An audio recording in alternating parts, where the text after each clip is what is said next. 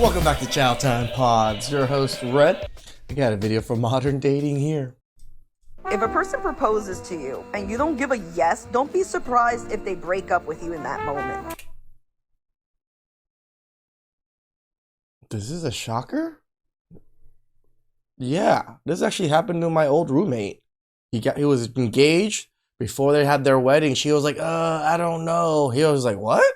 You want to cancel? Then move the hell out. And she was like, wait, I can't stay until I figure things out and stuff? No. Get the hell out of here. That's what happened to one of my friends, right? Like, imagine living in an apartment with this man. You've known him for years. You guys are dating. You're proud to call him your boyfriend. And the moment he gives you a ring, you're just like, no, I can't. I don't want to settle. So then his response is, cool, then you need to get out of my apartment. That's a reasonable response. I've invested time, effort, and all these things into you, and you don't want to commit? Okay. Bye. Yeah, my friend was gagged. She was like, what? Well, no, we can still be boyfriend, girlfriend. He goes, no, I want marriage.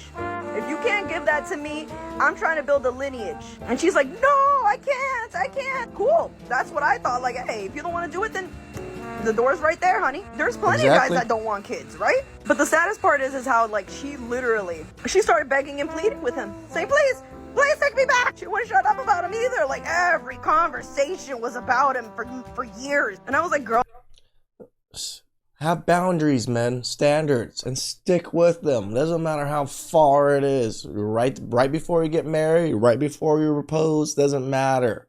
Have the ability to walk away. oh, he's not gonna accept you back. He's already married to somebody else. Like, he's done. Like, ugh.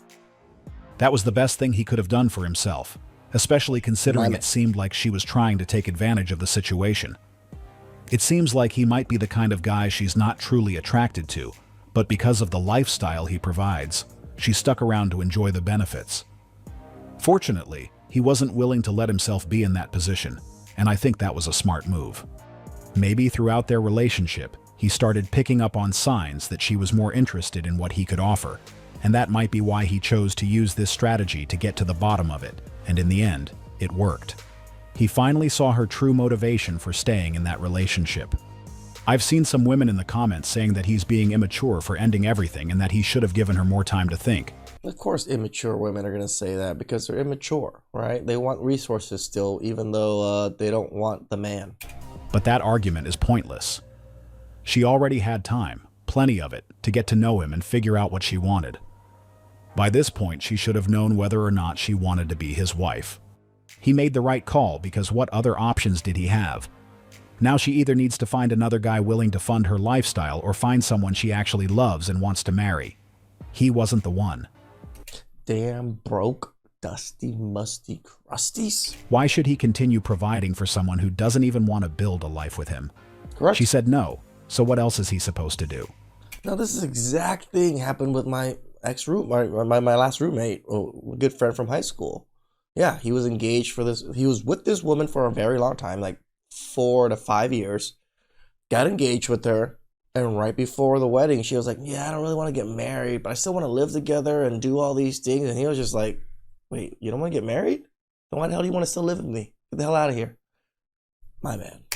He didn't want to be the simp who would be funding her lifestyle until she finds the man she wants. I think it's crazy when men say that you're intimidating. Like, babe, if I'm intimidating, what does that say about you? Like, what you got going on for yourself here? Come on. That's definitely a cap. I don't think... Sometimes we just say it because we don't want to deal with all the rest of the BS of actually explaining why. She's being honest. I can't believe that any guy would seriously say she's intimidating. It sounds more like she changed the word.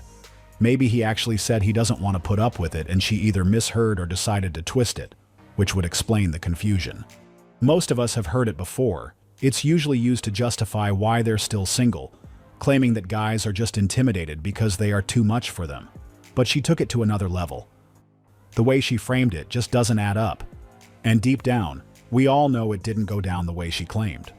I mean, tell the truth, most of the stories on the internet, like, I half believe them. I just, like, I want to believe them, but then the back of my mind is just like, Really? This man literally asked me what my body count was in the middle of the dinner table.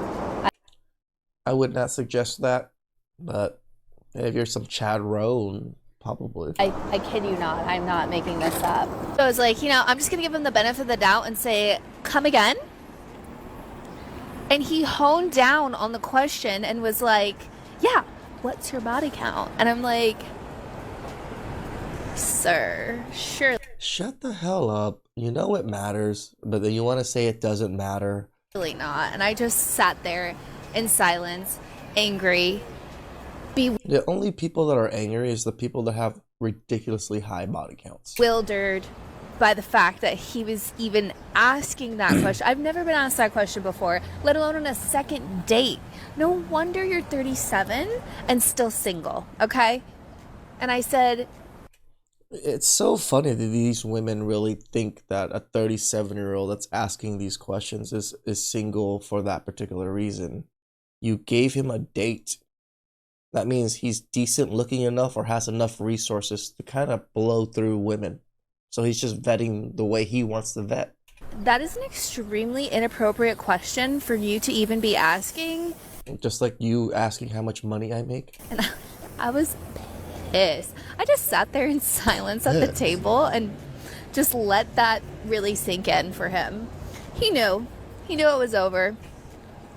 Did he try and extend the date after the 2-hour dinner that was absolutely mediocre? I mean, it's not his fault, but the dinner was mediocre, like food-wise. Yeah, he did. And I was like, okay.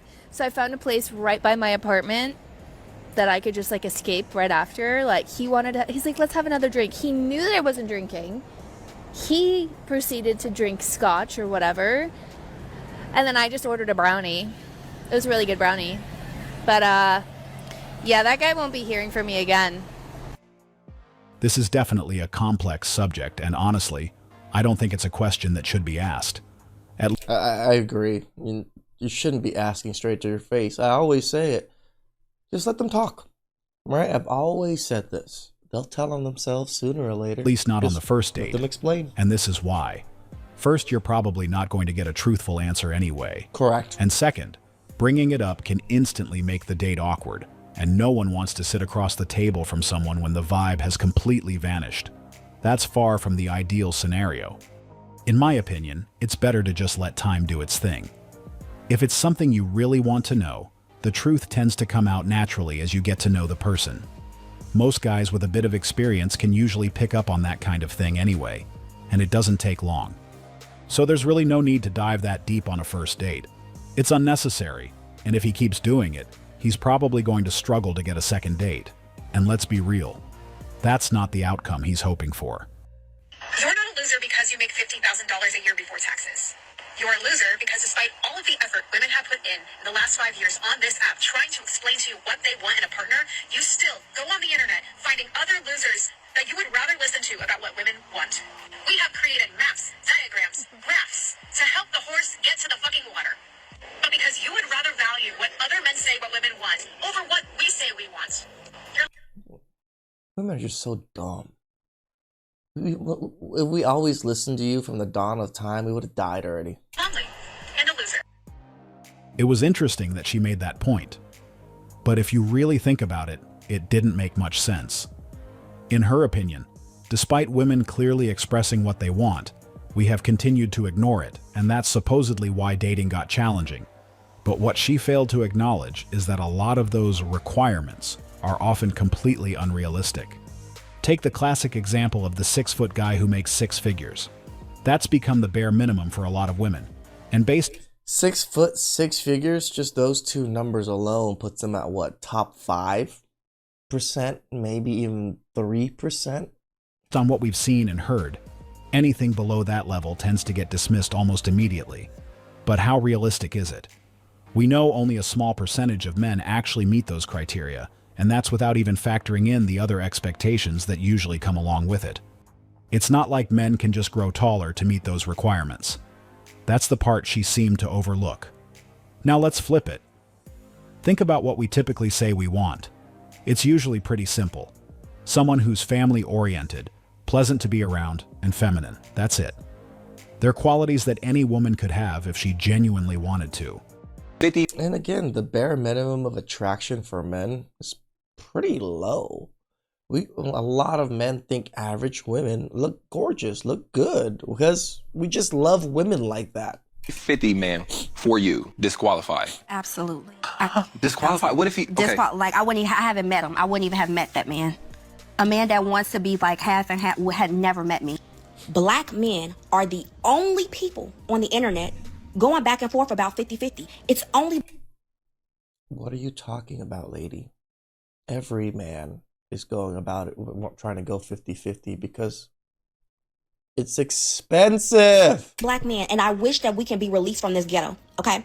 It's only black men have this conversation. This is why I don't talk about 50-50 at all, because when I said I never met the man, those men are not in the room with me. I've never in my life met a man who wanted to go 50-50 with me, period. That's not no lie. That ain't for internet. That ain't. And that's why you're still single. That ain't for clout, okay? I never met him. We wasn't in the same room, baby. We never crossed paths, all right? But since y'all want to talk about 50-50, let's talk about it.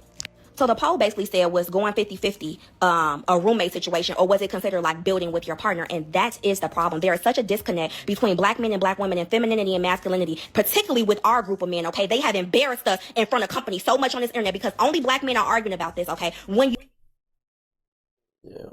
Black women seem to project everything to black men. I believe black women are the ones that have really put a big dent in the image in the black community. You don't understand the true essence, okay, of a woman and what we were placed on this earth to do, then you argue about money, okay? Because you don't actually understand, and that's a problem. You need to. We don't argue about money. You argue about money. We just want to go and take care of our half of things. Bring back these unks and OGs. You never really had a true masculine man in y'all life, and while y'all talking about some black women got daddy issues, nah, you nigga. Y'all the one with the damn daddy issues because you don't actually understand that I can contribute and build with. If they have daddy issues, you would have daddy issues too if daddy issues is huge in the community. With you without paying $1, okay? And that's the problem. Yeah, because you go after the Ray Rays, the Tukis of the world. I'm gonna wrap this up, but black men have been angry and bitter at black women for so long, all right? And I have a whole historical trope about this. I have studied the African diaspora and black people with every penny of my college dollars, okay? One day I'm gonna tell. No wonder you're still single. Tell the story, baby, about why black men are so bitter and mad at black women that they don't even like us, okay? This is a whole thing about why when you don't understand and when you are repelled by femininity because your mama, okay, let's get into it, because your. Oh, now it's your mama. The single mothers that are raising everybody? Yeah, it is them. When you don't understand femininity, okay, you'll argue about money. And that's all the I'm gonna say about that. When you don't understand femininity, you'll argue about money. Go make a little more. I really hope you guys are wise enough not to believe in what she's saying, because chances are, that's not even her real experience. Nope. She claimed she's never met a guy who wanted to split expenses, but the only reason that ever happened is because the men she dealt with let her pay everything herself. That's probably the actual story, and now she's trying to spin it into this narrative where men with average incomes are somehow unqualified. This is exactly the problem with so many people in our generation. They say things they know don't make sense, just because it fits a certain narrative or sounds good online. Yep. Especially now. Like they're lying to themselves straight in their own face. Now, in an economy where most households need 2 incomes just to stay afloat, and even then, many are still struggling. Yep. It's unrealistic to act like a man should be solely responsible for everything financially, when only a small percentage of guys can actually afford that lifestyle. Yet she's talking like it should be the norm. Since we're on the topic of men's incomes, I can't help but wonder, how much does her husband make? Let me guess, she hasn't found him yet. And this is exactly why I keep telling guys to stop taking everything you see online at face value. True. So much of I show you videos is for you guys to analyze, right? Not for you to just fully believe. that content is just noise. People talking for the sake of it, not because they actually believe or live by what they're saying. She tries to show everything on vacation, but the person came with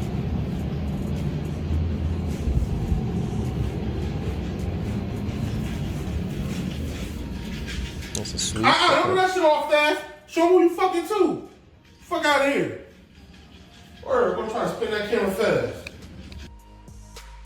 He actually has a valid point. He probably covered the entire cost of it. Yet she wants to show it off online like it was all her doing. And she's even willing to leave him out of the footage. That's just not fair. Why shouldn't he be part of the video when he's the one who dug into his pocket to make the whole trip possible? That last one. Broke, dusty, musty, crusties trying to flex on the internet with somebody else's money. And you look at that large gentleman. Nothing against that gentleman, but that gentleman paid for everything. And you didn't want to show him because you knew you were giving a large gentleman all these extras to get what you want. Prostitution much? Please like, subscribe, comment down below. Really appreciate it. And I'll catch you guys next time.